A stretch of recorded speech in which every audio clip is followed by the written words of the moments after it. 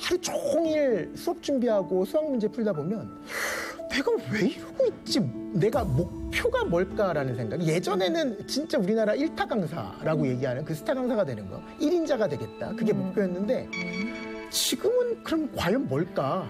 무조건 목표는 정말 행복한 삶을 살고 싶은데 그 행복할 방법이 없다. 그래서 정말 이런 생각도 해봤어요. 정신과 상담을 한번 받아볼까? 그런데 그런 얘기도 있잖아요. 뭐 정신과 상담을 받으면 뭐 이렇게 뭐 리스트 막 빨간 줄 막 그리는 것처럼 그게 막 남는다 뭐 이런 얘기도 막 들려오고 막 그래서 진짜 수학 말고는 아무것도 모르겠어요.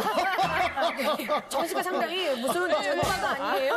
네. 아니 그러니까 그런 얘기 좀 듣고 네, 그러니까 네. 그리고 또 제 상황이 상담을 받아야 만큼 심각한 거는 아닐 수도 있겠다. 그러니까 남들은 정말 보기에 겨운 고민이 아닐까 이런 생각도 좀 해봤고. 평생 불행만 피하며 살자라고 하셨잖아요. 그러면은 예.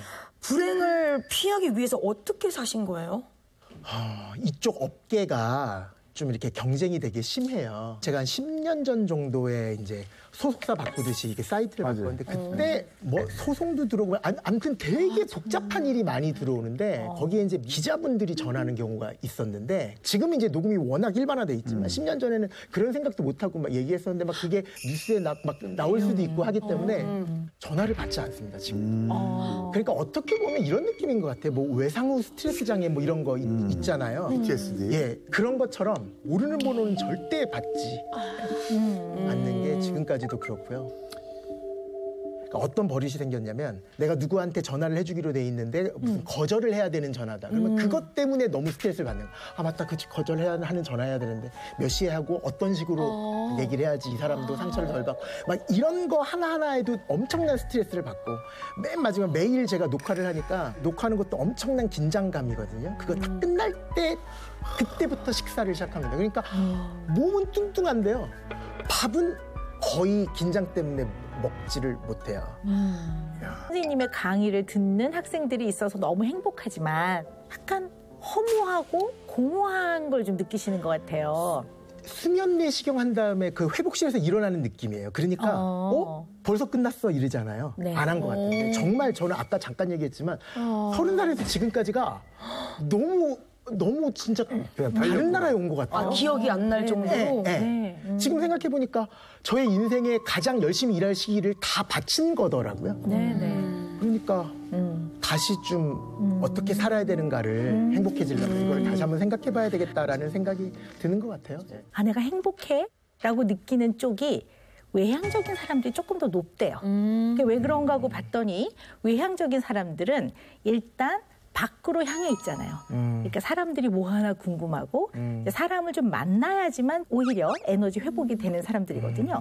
그러니까 관계를 많이 맺고 그다음에 새로운 자극을 찾아서 밖으로 많이 나가다 보니까 물론 좋지 않은 것도 경험하겠지만 재미있는 것도 많이 경험을 하는 거죠. 그래서 이게 이제 뭘 의미하냐면 인간이 행복하다고 느끼는 것 중에 굉장히 중요한 것이 관계란 말이에요. 사회적 관계가 인간이 행복하다고 느끼는데 굉장히 중요한 역할을 하더라라는 거예요. 그러니까 그런 관계가 없죠, 저는. 그러니까 하루 종일 말을 안 하죠. 수업할 때 빼놓고는 말할 상대가 없잖아요. 직업적 특성상 예. 비대면으로 사회적 관계를 맺는 대상이 동등한 관계가 아니에요. 맞아요. 학생들이잖아요. 그러니까 이게 어떻게 보면 학생들한테 나 힘들어 위로 좀 해줘 이럴 수는 없었을 거라고. 나 인생 이런 고민인데 이렇게 하기 어려웠을 거고. 그렇죠. 네. 못하죠. 그러다 보니까 예. 우리 선생님 같은 경우에는 이런 사회적 관계가 굉장히 없으셨을 것 같아요. 그러면 맞아요. 무지하게 외로워요.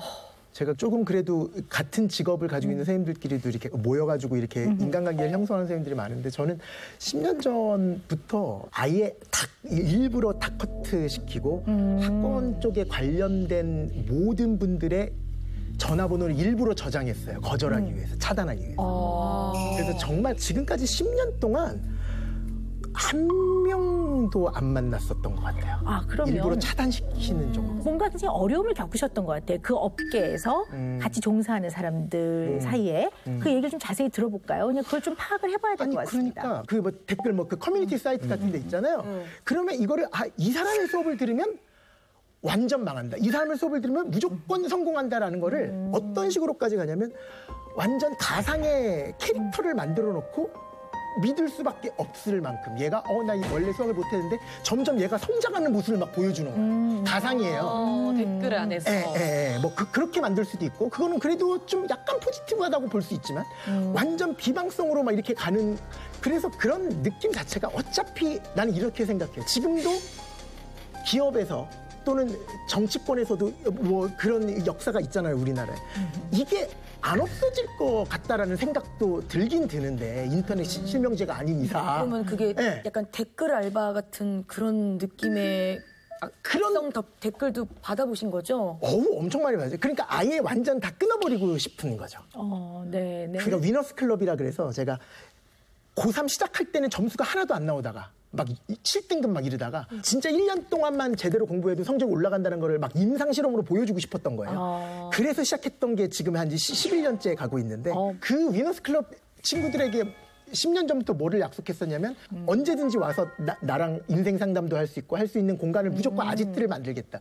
저는 커피나 음식에 대해서 지식은 전혀 없으니까 저희 책임자분을 따로 이렇게 만들어서 그분이 다 하고 저는 그냥 하루 종일 수학만 하는데 그거를 딱 오픈하자마자 이제 커뮤니티 사이트에 정승재가 이제 커피집이랑 백반집에 신경 쓰느라고 수업 준비를 못 하고 있다. 또 시작을 해가지고 막 이런 이야기도 그러니까 나는 이 업계가 저의 모든 공간이긴 하지만 한편으로는 너무 싫은 거예요. 네. 그래서 누군가가 너 왜 EBS에서 수업을 해? 너 공교육 강사 아니잖아. 너 사교육 강사잖아. EBS라는 그 일산에 거기 들어가면 온몸이 샤워하는데 그러니까 깨끗해지는 지저분한 곳에서 깨끗한 곳으로 이렇게 몸을 씻는 느낌이 들 만큼 그래도 나는 사회적으로 좀 이렇게 별로 그렇게 달갑지 않는 시선 속에 둘러싸여 있는 이런 사교육 그것도 스타 강사 그런 업계에서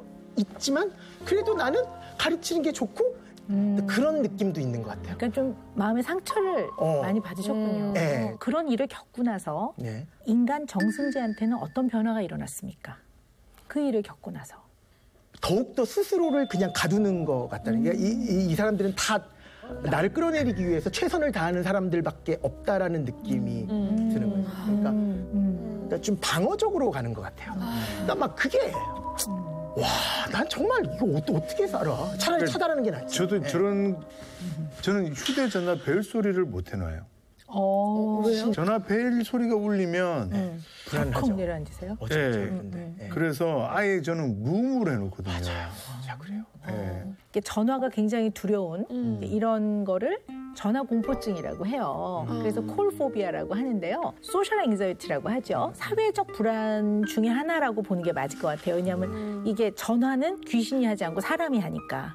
그러니까 사람이 이 전화라는 도구를 사용해서 다른 사람과 사회적 관계를 맺기 위해서 전화를 하는 거니까. 그러니까 이제 선생님 같은 경우는 수학 영역에서야 승승장구고 성공을 이루셨지만 야생처럼 아주 치열한 경쟁 이런 데서 막 비방과 음모와 이런 것들이 난무했다면 사람의 관계를 편안하게 생각하기가 어렵고 신뢰하기가 굉장히 어려웠을 것 같아요. 더군다나 상처가 있었다면 사람을 신뢰하기가 쉽지 않았겠구나라는 생각이 들거든요. 근데 원래 그런 걸로 행복을 느끼는 사람인데 그 관계가 다 단절이 되고 사람 관계를 두려워하게 되니까 전화 같은 경우도 예전에 이제 경험상 전화를 받았더니 나한테 불행한 일이 생기네.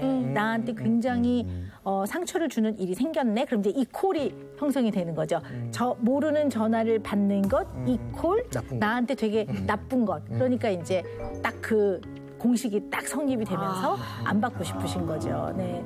이게 오버 제너럴라이제이션이라고 하는데요. 이게 과일반화가 조금 과도하게 일반화시키는 거라고 하는데요. 이게 예를 들면 뉴스에서 어떤 사건이 벌어졌어요. 버스를 탔더니 뭐 이런 사고가 났다. 뭐 택시를 탔더니 이런 사고가 났다. 뭐 이러면 그 다음에 이제 절대 버스를 안 탄다. 맞아, 그런 사람들 많아요. 이런 것들이 본인을 보호하기 위해 불안이라는 기전을 사용하지만 이 불안이 높아지면서 완전히 안전하다고 느껴지지 못하는, 담보하지 못하는 상황에 다 그것을 적용해서 과도하게 일반화를 시키는 거라고 볼 수가 있죠. 네. 그것도 나아질 수 있는 거죠, 그러니까. 그럼요. 제가 사전에 좀 간단하게 MMPI라고 그 문장 무지하게 문제수 많은 거 하셨잖아요. 제가 했었던 거예요? 네네네. 이제 그거 살펴보니까 예. 어떻게 나오던가요? 선생님은 어떤 정말 너무 궁금해요. 너무 궁금하시죠? 네, 어떤 분이시죠? 간소리 있나요? 네. 가능성을 보는 게 우리 선생님이 뭐 그냥 검사에서 나온 것만 가지고 얘기를 좀 해보면요. 예. 굉장히 섬세한 분이시더라고요. 네, 그러니까 마음이 굉장히 섬세하고 감수성이 굉장히 높고 예술적이시고 네, 창의적이시더라고요. 그래요? 네, 그리고 여리시더라고요, 마음이. 선생님의 특성이 네. 굉장히 이렇게 정확해야 되고 또 수학을 또 전공하셨으니까 그래서 이렇게 정확해야 되는데 가장 정확하게 측정하기 어려운 게 인간이에요. 인간의 마음은 정확하게 측정하기가 어려워요. 수치가 안 나오지. 네, 수치가 안 나오는 거거든요. 그러니까 정확성이 담보가 안 될 때는 약간 걱정이 되고 불안한 것 같아요. 뭐 예를 들어서 사람들이 이렇게 미묘한 자극을 딱 준단 말이에요. 근데 그거에 또 예민도 하시고 예민하다는 게 나쁜 뜻이 아니라 굉장히 센시티브하게 놓치지 않고 잘 받아들이시는데 또 영향도 받으세요. 그런데 마음에 또 나를 싫어하나 봐 이렇게 영향도 받으시기 때문에 그러니까 같은 과 그래서 좋겠어요. 저는 쌤이랑 방송을 한 1년 반 같이 했기 때문에 네. 쌤이 저에 대한 성향을 잘 알고 있죠. 네네네. 그런 아주 비슷한 면이 있으세요. 그래서 이게 어떨 때 살짝 선을 넘어가면 좀 긴장되고 불편한 거죠. 그래서 조금만 덜 하면 굉장히 좋은 장점인데 왜냐하면 둔하지 않고 배려심도 많고 남을 절대로 마음 상하지 않게 하고 이렇거든요. 그 정도까지는 조금 낮추면 참 좋을 것 같아요. 초반부터 무슨 말씀을 진짜 여러 차례 수차례 하셨냐면 그래서 저 되는 건가요? 간소리 있나요? 극복할 수 있는 방법은 그것도 나아질 수 있는 거죠, 그러니까. 그럼요. 계속 제가 생각하기에는 이제 온영 쌤한테 답을. 그래서 이 문제의 답을 뭘까요? 나아질 수 있나요? 빨리 결론 내려야 저는 어떻게 될까요? 맞네. 계속 그거를 계속 하시면서 점점점 다가가고 계세요. 지금. 이거 무릎에 앉겠어요. 근데 이제 답을 드려야 될 것 같아요. 그래야지 좀 편해지실 것 같아요. 숫자적으로 수치로 제가 대신할 수는 없지만 원래 사람의 이런 불안은 정서의 영역이잖아요. 근데 이 마음을 다루는 거는 죽을 때까지 발달하거든요. 그러니까 오늘 하나를 배우면 어제보다 내일이 나아요. 그건 분명하거든요. 그리고 어떻게 보면 좀 편안하게 사람과 교류하고 또 이렇게 마음을 툭 터놓고 이런 경험이 굉장히 없으셨던 것 같아요. 그럼 이제 그거를 경험을 하면 경험이 쌓이면서 늘어요. 사회적 관계를 맺는 게 느는데요.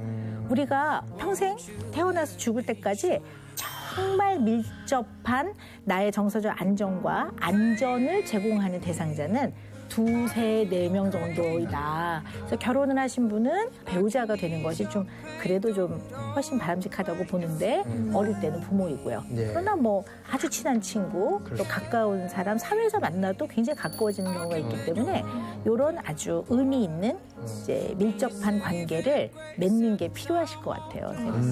그럼 그런 걸 늘려야 되는 건가요? 그런 사람들을 좀 더.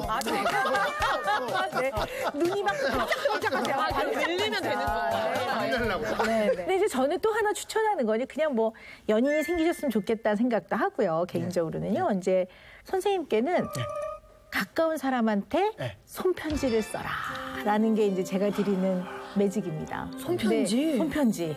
너무 부담을 갖지 마시고요. 제가 손편지 쓰라고 하는 거는 이렇게 머리에 가만히 떠올려 보면 한번 연락해봤으면 좋겠다는 사람이 있을 거란 말이에요. 그게 친구든 주변에 가까운 사람이든 선생님의 마음을 담아서 한번 써보세요. 보통 우리는 보고 싶은 사람한테 전화를 해요. 그래서 야 뭐해? 야 진짜 얼굴 보고 싶다. 이렇게 하는데 선생님은 콜포비아가 있으시니까 그거 대신에 상대한테 전하고 싶은 특히 그 마음을 뭐 엽서나 간단한 카드나 몇 명한테? 아니, 편지가 아니에요. 영국에서 시작된 편지가 아니고. 그 느낌은 쌤 있더라고요. 제가 올 아내 생일날 2달 전에 손편지를 썼어요. 네. 그럼 뭐 12년이나 살았는데 무슨 뭐 또 할 얘기가 있을까 싶었는데 네네. 내가 무슨 말을 써야 될까 보다는 쓰다 보니까 제 감정이 써지더라고요. 네, 그러면서 한 4장을 꽉꽉 채웠거든요. 네, 그것도 모질했는데 손편지 쓰다 보니까 이성적인 논리로 칠판에 써내려가는 게 아니라 내 감정을 써내려가니까 훨씬 좀 네. 솔직해지고 네, 그래요. 솔직해지고 네, 네. 괜찮더라고요. 네. 가까운 사람과 마음과 마음을 나눌 때 거기서 나오는 힘은 대단히 큽니다. 네. 본인의 마음을 보는 그런 기회, 객관화. 네. 알게. 그런 어떤 경험, 이게 되게 중요할 것 같아요.